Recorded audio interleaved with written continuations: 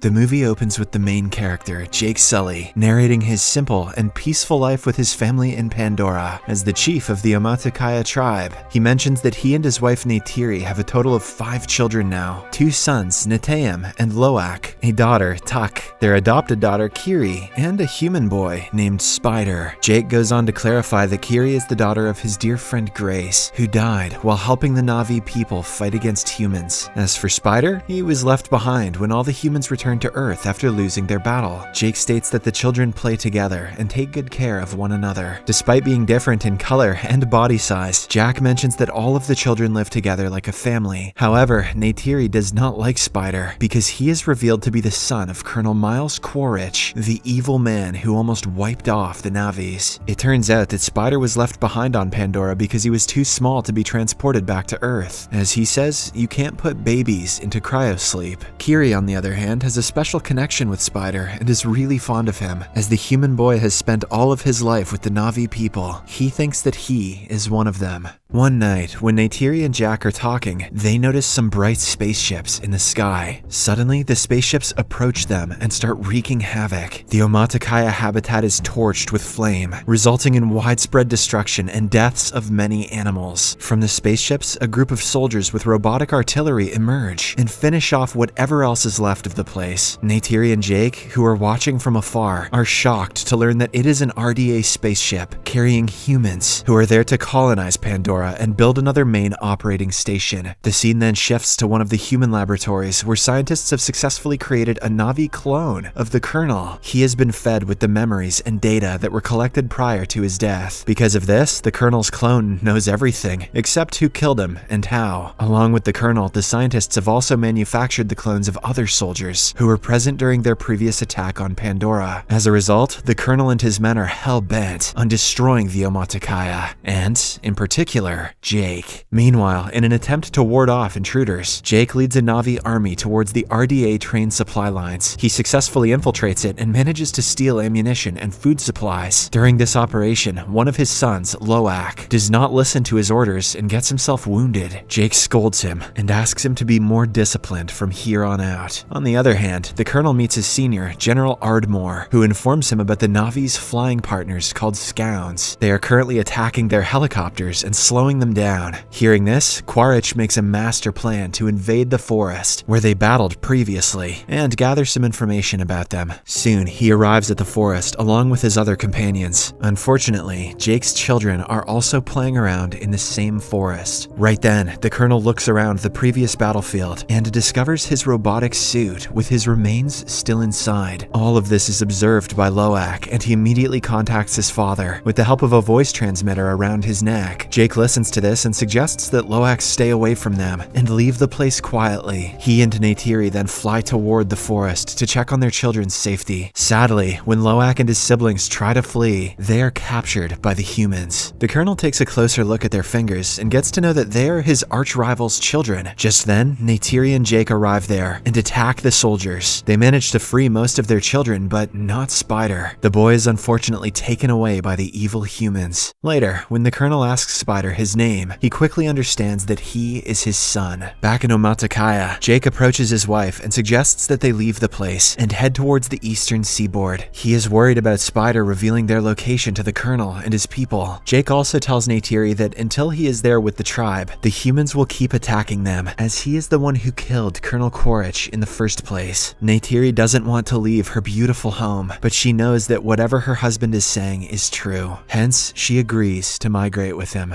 On the other hand, General Ardmore dishes out some cruelty on Spider by placing him in a rotating machine. Yes, put him in the little naked human spinning machine. That'll make him talk. He tries to extract important information from the boy, but to no avail. Spider is too loyal to his Na'vi parents, and he just won't budge. Surprisingly, the Colonel cannot see his son in this state, so he immediately stops the spinning machine. He then approaches the General and tells her that he will handle Spider in his own way. Later, he meets the boy in a separate room and reassures him that he's he's not a bad person. He also discloses that he's here to take him back to Earth. This warms up Spider's heart, and he eventually agrees to provide him with the information he wants. In the next scene, Jake and his entire family leave their native home and fly away on their scouts. After flying for a few days, they finally arrive at a place called Metkaina, where another Na'vi tribe lives. Surprisingly, the Na'vis living here are fainter in color, and they prefer to stay in the water. Seeing Jake and his gang, they start making fun of their appearance. Soon, the head of the tribe, Tonowari, arrives with his wife. He feels skeptical about Jake and his family, and mentions that they are not suited to survive in the water. However, desperate to save his family, Jake promises that they will adapt to the place in no time. He then reveals how they are being chased after by some humans. Hearing this, Tonowari finally agrees to let them stay, and provides them with shelter. He also asks his children to teach Jake's children how to swim, and use their special creatures to move around the water. Obliging to the request, Tonowari's children take their new friends to the ocean and start showing them the basics. Meanwhile, the ever-so-mischievous Loak tries to connect with a sea creature, but loses control and falls into the water. Seeing him, Tonowari's children start laughing. As all this is happening, the girl Kiri can be seen deep inside the ocean. Surprisingly, she has adapted well to the place, and can even control some sea creatures. Mysterious and convenient. The following day, while Kiri is meditating underwater, Tonowari's son, Aonang, and his friends approach her and start making fun of her, calling her a freak. Because of this, Loak arrives and punches Aonang. Aonang doesn't take this sitting down though, and starts clapping some ass with his tick tail. Later, when Jake finds out about the incident, he angrily orders his son to go and apologize to Aonang, as he is the clan leader's son. Reluctantly, Loak agrees and says sorry. Although Aonang forgives him in front of the others, deep down he is still angry. So, in order to teach Loak a lesson, he takes him to a scheduled location on the pretext of swimming. Loak is completely oblivious that there are dangerous sea predators in the area. A while later, when Loak is fishing, a large predator swims at him rapidly. Terrified, afraid, Loak looks around for help but fails to find anyone. But just then, a humongous creature named Payakan comes to the rescue. It swiftly kills the predator with the help of its wide head. Here, we get to know that Payakan is a tulkun, a peaceful and intelligent creature. There are thousands of tulkuns in the sea, which the Metakaina regard as their spiritual family. Payakan is the largest and mightiest of them all. In the meantime, Loak is rescued and brought to the surface by Payakan. The latter also helps the creature by pulling out some harpoons, which were apparently hurting it. With this, the two create a beautiful bond and befriend each other. Loak even climbs through his blowhole. It's disgusting. Later, when Loak reaches land, he is called up by Tonowari. The strict leader has found out about his son's shenanigans and wants Aonang to apologize. However, the selfless Loak accepts responsibility for his actions and lies that Aonang had nothing to do with it. This finally makes Aonang understand that the new Na'vis are not so bad after all. After some time, Loak reunites with his brother and friends and explains how Payakan saved his life. To his surprise, no one believes him. Instead, they reveal that Payakan is a killer, and that's why it was abandoned by the other tulkuns. On the other hand, Spider briefs the colonel about some Na'vi culture and takes him to the Hallelujah Mountains to select a scound for him. At first, the colonel struggles, but soon he gets the hang of it and flies around. Shortly after, he also gets information about Jake's possible location and heads towards the Metkaina Reef with his army. On arriving, he confronts some of the Zoras and inquires if they know Jake. When the Na'vis say no, the evil humans kill one of them and also burn their houses. Despite this, the Na'vis stand by their statement. Left with no options, the colonel signals his team to go for Plan B. Now he wants to kill the tulkuns in large numbers, hoping that this will finally draw out Jake. But there is another advantage to killing them. The tulkuns have a precious liquid inside their brains, which can increase the longevity of life. On Earth, a single liter of this liquid will go for millions. Space whale brain goop, the only resource more valuable than unobtainium. Soon, some hunters start chasing after the sea monsters. They strike numerous trackers into them and render them unconscious. In a heartbreaking scene, we can see a mother tulkun brutally laid to death, while her offspring lays by her in shock. The humans eventually leave, with the trackers still inside the tulkuns. When the Metkaina discover that their friends are getting killed, they become angry and decide to engage engage with the attackers. However, Jake calms them down and mentions that they need to inform the Tulkuns about the trackers first. This is the only way that they can prevent a future strike. As soon as Loak hears this, he leaves to inform his best friend Payakan about it. Aonung and a few other locals also join him. After a while, they eventually meet Payakan and prepare to pull the tracker out of him. But just then, the colonel and his hunting crew arrive in their whale ship. After seeing them, Loak connects to his father and informs him about the situation. In the nick of time, he and his friends also manage to pull the tracker out from Payakan's body. After this, they hide underwater while the colonel's crew starts looking for them. Meanwhile, Jake approaches Tonowari and informs him that their children are missing. This worries the latter, and he quickly orders his people to prepare for war. Jake and Neytiri also grab their weapons, and soon all of them collectively head towards the battlefield. On the other hand, the colonel orders his crew to launch their attack on the Tulkuns and find Jake's children. After searching for a while, they eventually find Kiri and Tuk and capture them in a net. Loak tries his best to tear the net, but gets himself pulled to the whale ship with it. Soon, the colonel arrives and cuffs them to the railing of the ship. He then takes Loak's color transmitter and asks Jake to surrender for the safety of his children. Having no options, Jake agrees to his conditions. At the same time, Payakan notices his best friend Loak handcuffed to the deck and decides to save him. In a risky move, he suddenly jumps onto the deck and starts moving his massive fins. This throws away a lot of soldiers and obliterates the ship. Taking advantage of the distraction, Jake and the Metakaina also launch their attack on the colonel and his army. They want to save their children, but they also want revenge. Meanwhile, Spider breaks the controller of the whale ship, causing it to strike the rocks and allow water to fill inside it. Next, Jake and his eldest son Neteyam quickly climb the deck and free Loak, Tuk, and Kiri. Then they order the children to return to safety, but Loak refuses. Instead, he decides to save his adopted brother Spider. Neteyam also joins him, and after a bit of searching, they find Spider. When they are about to leave the ship, the colonel notices them and opens fire. Unfortunately, Neteyam gets hit by one of the bullets and is severely injured. Loak and Spider immediately take him to the shore to their mother, but because of the excessive blood loss, he passes away. Seeing her son die right in front of her eyes, Neytiri starts crying and screaming loudly. Meanwhile, the evil colonel manages to capture Kiri and Tuk using his scown. He later connects with Jake and reveals that both his two daughters are with him. After getting this information, Jake somehow calms Neytiri down and persuades her to join him and save their daughters. The latter obliges, and filled with rage, she calls her scown, grabs her bow and arrows, and goes flying towards the ship. Soon, Jake approaches the ship and causes an explosion, killing the colonel's men. Neytiri also arrives there and starts shooting arrows at the remaining humans, killing them all instantly. Meanwhile, Jake finds his little daughter, Tuk, and frees her. But at the same time, the colonel also shows up. He is holding Kiri at knife point. He threatens Jake to put down his weapons, and the latter reluctantly does so. In the meantime, a vengeful Neytiri captures Spider and threatens to kill him. At first, the colonel mentions that he has no relationship with Spider, but when Neytiri makes a small cut in the boy's chest, he immediately leaves Kiri. With this, Neytiri and her family prepare to leave, but the colonel mentions that he will again hunt Jake down and kill him. Later, Jake realizes that he needs to eliminate the colonel to live a peaceful life. Hence, he returns to the battlefield. This time, the arch rivals fight each other in an old-fashioned fist fight. It is a brutal one, and the two match each other stride for stride. But in the end, it is our hero Jake who prevails. He manages to wrap his arms around the colonel's neck and knock him unconscious. Jake assumes that he is dead and lets him drown in the water. Unfortunately, he too struggles to breathe and starts sinking to the bottom. But at the same time, Loak comes to his rescue and brings him to the surface. Later, Payakan carries the whole family and brings them to the shore. On the other hand, Spider also pulls his biological dad out of the water and saves his life. But when the colonel asks him to leave the place with him, Spider refuses and returns to his adoptive family. In the last scene, Jake's family and the whole Metakaina tribe bury Neteyam's body at the bottom of the ocean, where the lighting tubes embrace him like their own.